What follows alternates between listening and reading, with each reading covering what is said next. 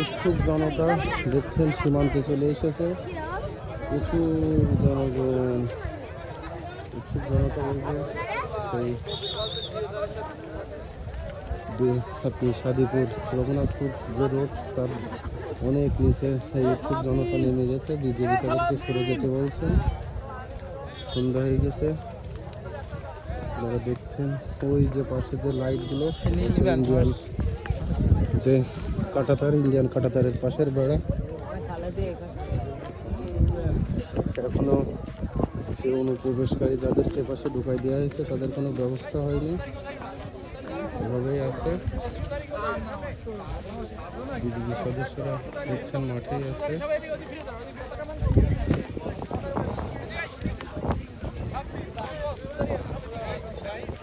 যারা জনগণকে রাস্তায় উঠে যেতে বলছে। ওপাশে যে আলোটা দেখছেন ওটা ইন্ডিয়ান আলো।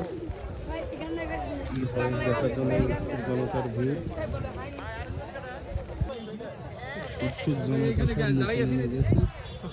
আমরা যতটুকু জানতে পারছি গোপন সূত্রে যে আসলে তাদেরকে বিএসএফ ব্যাক নিয়ে নেবে খুব শীঘ্রই। এই যে সন্ধ্যা হয়ে গেছে আসলে বোঝা যাচ্ছে না, তারপরে জুম করে দেখাচ্ছি ওই যে লাইটটা সোজাসুজি লোকজন বসে আছে, তারা আলের উপরে বসে আছে, রাতে বসে আছে এই অবস্থা। তবে দেখা যাক কি হয়। আমরা বিজেপি গোপন সূত্রে জানতে পেরেছি যে তাদের বৈঠকে বিএসএফ তাদেরকে ওপাশে ব্যাক নেবে, নিয়ে যদি তারা আসলে এই পাশের লোকজন হয় তাহলে সেই অনুযায়ী তাদেরকে আবার ফেরত পাঠাবে।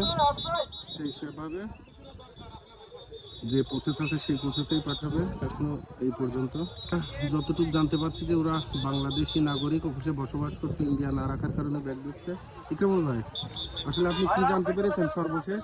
আমি যতটুকু জানতে পেরেছি, সকালে আমি বিভিন্ন গণমাধ্যম এবং বিভিন্ন লোকজনের মাধ্যমে জানতে পারি যে ইন্ডিয়া থেকে গতকাল রাতে তারা 100 থেকে 110 জন লোক ইন্ডিয়া থেকে কিন্তু বাংলাদেশে তারা পার করে দেওয়ার চেষ্টা করছিল, বাংলাদেশ নাগরিক।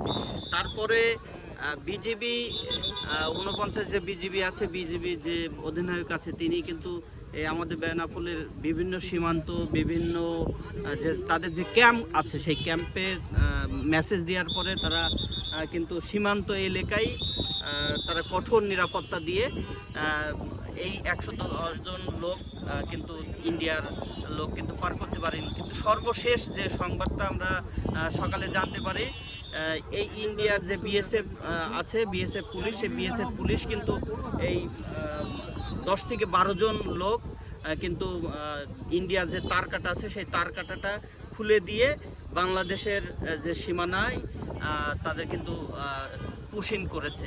তারপরে পুশিং করার পরে বিজিবি যে সদস্যরা আছে তারা টের পেয়ে তারা তো কঠোর নিরাপত্তা দিয়ে তাদের কিন্তু প্রতিহত করেছে। পরবর্তীতে বিএসএফ এটা দেখে তারা পিছিয়ে গিয়েছে। এই ছিল সর্বশেষ। আচ্ছা, আপনি কি এটা রাজনৈতিক অস্থিতিশীলতা মনে করেন? যে রাজনৈতিক অস্থিতিশীলতার কারণে সেটা হতে পারে যদিও বা কিছুদিন আগেই কিন্তু ইন্ডিয়ায় কিন্তু একটা নির্বাচন হয়েছে। নির্বাচনে কিন্তু ওখানকার বিভিন্ন মন্ত্রী বলেন, বিভিন্ন নেতাকর্মীরা কিন্তু এই কথা বলেছে যে আমাদের ইন্ডিয়াতে যে সমস্ত বাংলাদেশের নাগরিকরা আছে তাদের কিন্তু ইন্ডিয়া থেকে বের করে দেওয়া হবে। সেই অনুপাতে হয়তোবা এই কাজটাই করেছে। যে ধন্যবাদ। এই ছিল সর্বশেষ বেনাপোল রঘুনাথপুর মাঠ থেকে। ধন্যবাদ ইকরামুল সাহেব। আমরা একেবারে যে মাঠে দাঁড়িয়ে আছি, রাত হয়ে গেছে দর্শক। এই যে দেখছেন আলো জ্বলে গেছে। বিজিবি সদস্যরা শক্ত অবস্থানে আছে প্রচুর, সাথে আছে এলাকার উৎসুক জনতা। তো এই ছিল সর্বশেষ দর্শক। পরবর্তীতে কি হয় আমরা আরও আপনাদের জানানোর চেষ্টা করব। সকলে ভালো থাকবেন এবং ভিডিওটি শেয়ার দিবেন সকলের মাঝে। ধন্যবাদ।